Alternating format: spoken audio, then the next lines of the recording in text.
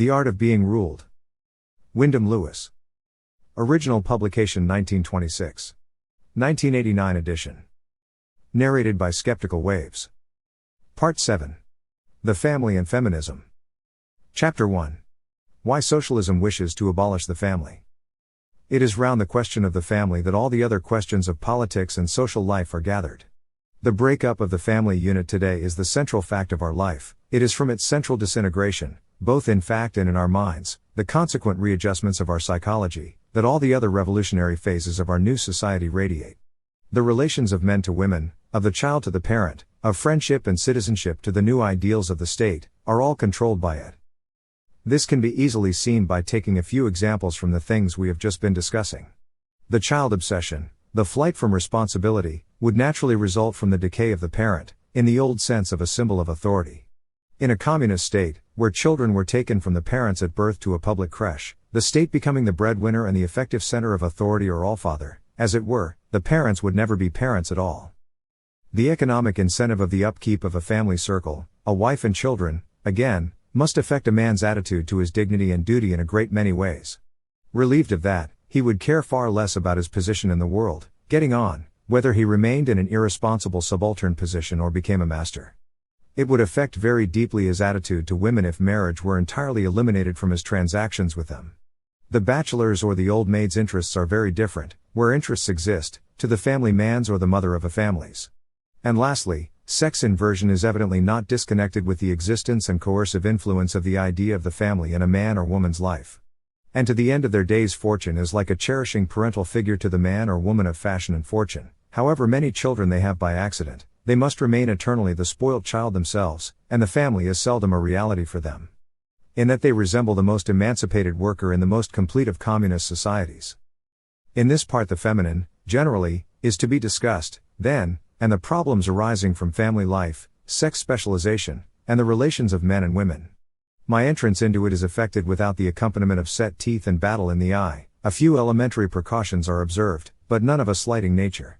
I am able to observe very little difference between men and women, and my liking and interest are equally distributed. If anything, women represent, I believe, a higher spiritual average. Even the instinct of primitive races that accorded women mystical and creative attributes denied to men seems to me very worth attention.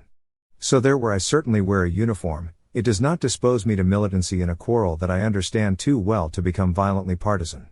Great feminists like Ibsen, for instance, have usually been followed by a great reactionary and anti-feminist like Strindberg.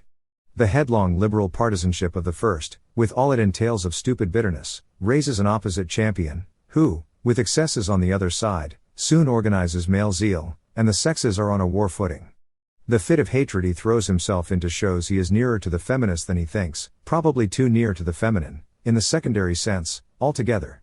Feminism is a movement directed to the destruction of the family, which is a good thing.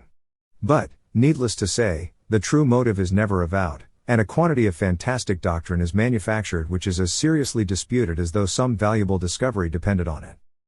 P.J. Proudhon was not a feminist.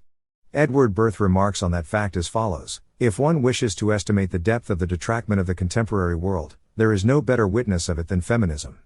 And that Proudhon was not a feminist is one more proof that he incarnated, in the heart of the socialist movement, the reaction of good sense and of classical reason, les Mayfates des intellectuels. He then proceeds to quote Proudhon, from Contradictions. I give a part of his quotation. Love and marriage, work and the family circle, property and domesticity, all these terms are equivalent. On that point all mankind is unanimous, all except the socialists, who alone, in their ideologic void, protest against this unanimity of the rest of mankind. Socialism wishes to abolish family life, because it costs too much. It wishes to abolish property, because it is prejudicial to the state. Socialism wishes to change the relay of the woman, from queen, as society has established her, it wants to make her a priestess of Caudido. Proudhon, the great French revolutionary of the 19th century, was, however, violently assailed by the feminists for his reactionary attitude as regards feminism. This attitude was dictated, certainly, as Berth says, from sheer French classicist good sense. He was accused of wishing to keep the woman as a family drudge, because he wished to maintain famille life. He upheld the necessity of this against all the shallow and fashionable insistence of his socialist friends, who, for the most part, wanted to destroy it. Socialism wishes to abolish family life, because it costs too much, he said, far too bluntly. He wanted economics to accommodate itself to the family instead of vice versa. In this he showed himself an imperfect realist. He saw the threat of a new slave state, worse than any former slavery. He realized that as free creatures, in the utopian, the European sense, the man and the woman must remain united. United they would stand, he considered, but forced apart by economic exigence or political intrigue they would fall, that is, no longer be free. So, according to his lights, he fought very hard for the freedom that he prized so much. What that freedom really was, and whether it was everybody's freedom, I have already discussed. Later, in connection with the general theories of Proudhon, I shall again briefly consider it. Proudhon was nothing if not a moralist, but in this matter it was really not as a moralist that he was speaking, but from the deepest sense of what he saw to be the interests of European free institutions. He says, for instance, in La Pornocratie, the book he wrote in reply to his feminist opponents. I have blamed, with all the energy of which I am capable, incest, abortion, rape, prostitution, all the crimes and offenses against marriage and the family, I could equally say against woman. I have denounced them as the signs and the instruments of despotism.